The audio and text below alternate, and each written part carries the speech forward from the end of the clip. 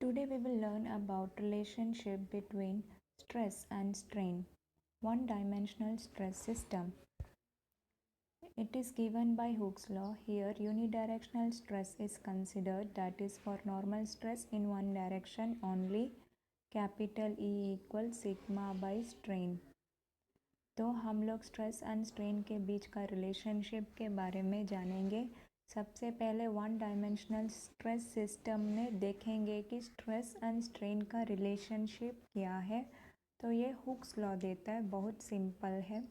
Unidirectional stress is considered, मतलब एक ही direction में नॉर्मल स्ट्रेस कंसिडर किया जाएगा।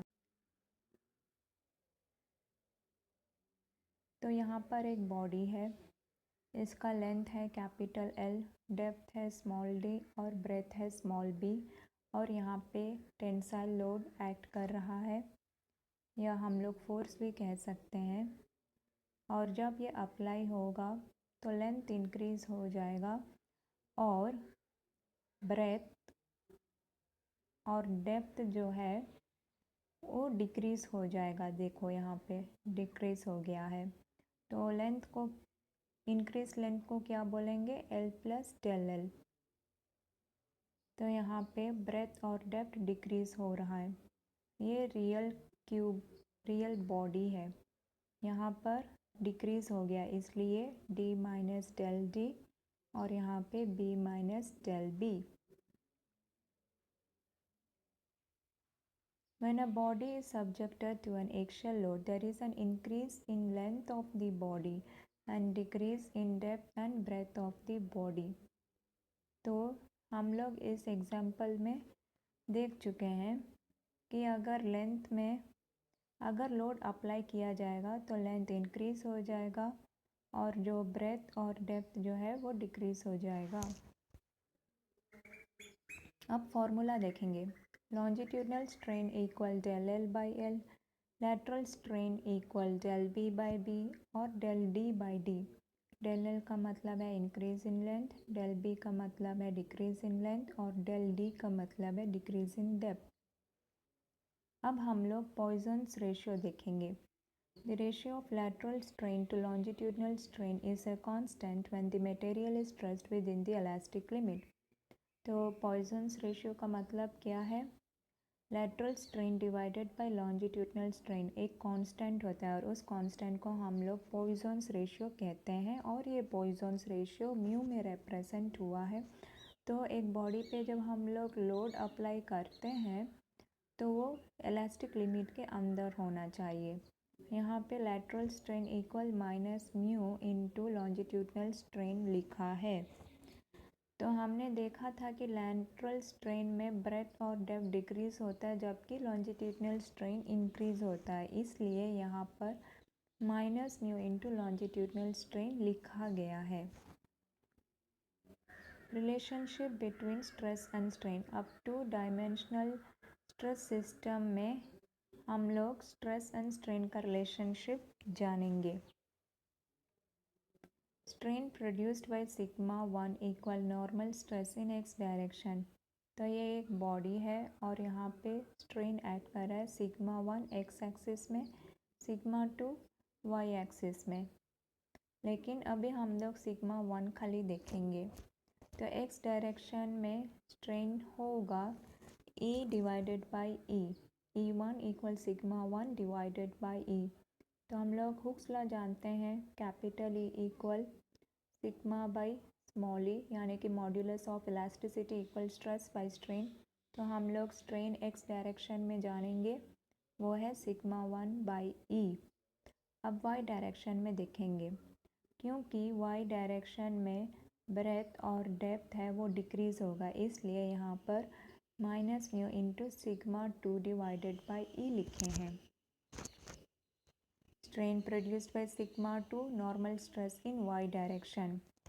तो एक्स डायरेक्शन में क्या होगा? Minus mu into sigma 1 by E। Strain in Y direction में E2 equal to sigma 2 divided by E।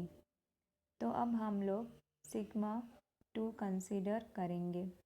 Sigma 2, तो सिग्मा 2 में अगर यहाँ पे लोड अप्लाई करेंगे तो यहाँ पे स्ट्रेस इस डायरेक्शन में जाएगा तो लेंथ बढ़ेगा, लेकिन यहाँ पे जो डायमेंशन है वो डिक्रीज़ हो जाएगा। इसलिए यहाँ पर x डायरेक्शन में क्या होगा, माइनस म्यू सिग्मा 1/e, और y डायरेक्शन में क्या होगा, सिर्फ sigma 2/e। Strain produced by sigma 1 and sigma 2 is as follows. E1 equals sigma 1 by E minus mu into sigma 2 by E. E2 equals sigma 2 by E minus mu sigma 1 by E. तो E1 sigma 1 के reference में कर रहे हैं, तो जैसे यहाँ पे हम लोग सिग्मा 1 कंसीडर कर रहे हैं तो लेंथ इंक्रीज़ हो जाएगा, यानी कि लॉन्जिट्यूडनल स्ट्रेन होगा, इसलिए सिग्मा 1/e, और यहाँ पे डिक्रीज़ हो जाएगा ब्रेथ और डेप्थ, तो लैटरल स्ट्रेन हो जाएगा, और lateral strain equal to minus mu sigma 2/e। अब E2 देखेंगे। अब E2 y डायरेक्शन में है, तो यहाँ पे लेंथ इंक्रीज़ हो जाएगा, इसलिए सिग्मा 2/e, और यहाँ पे जो x एक्सिस है वो डिक्रीज़ हो जाएगा, तो वो माइनस म्यू सिग्मा 1/e होगा। अब 3 डायमेंशनल स्ट्रेस सिस्टम देखेंगे। 3 डायमेंशनल में x एक्सिस होता है, y एक्सिस होता है और z एक्सिस होता है। x एक्सिस में सिग्मा 1 अप्लाई कर रहे हैं, y एक्सिस में सिग्मा 2 अप्लाई कर रहे हैं और z एक्सिस में सिग्मा 3 अप्लाई कर रहे हैं। तो फिर वही प्रिंसिपल फॉलो होगा। सिग्मा 1 अगर बढ़ेगा तो सिर्फ इस डायरेक्शन में लेंथ इंक्रीज़ होगा और बाकी डायरेक्शन में डिक्रीज़ होगा।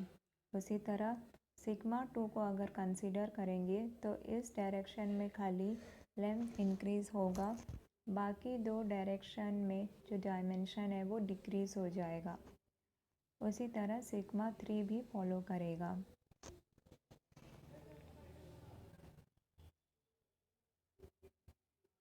The stress sigma 1 will produce strain in direction of x. E1 equals sigma 1/e. Also in direction of y and z, E1 equal minus mu sigma 2/e minus mu sigma 3/e. अब ऐसा whole देखेंगे x, y and z, तो इस तरह से आएगा। तो E1 क्या होगा, sigma 1/e minus mu sigma 2/e minus mu sigma 3/e। E2 equal sigma 2/e minus mu sigma 3/e minus mu sigma 1/e, और E3 भी ऐसे ही होगा।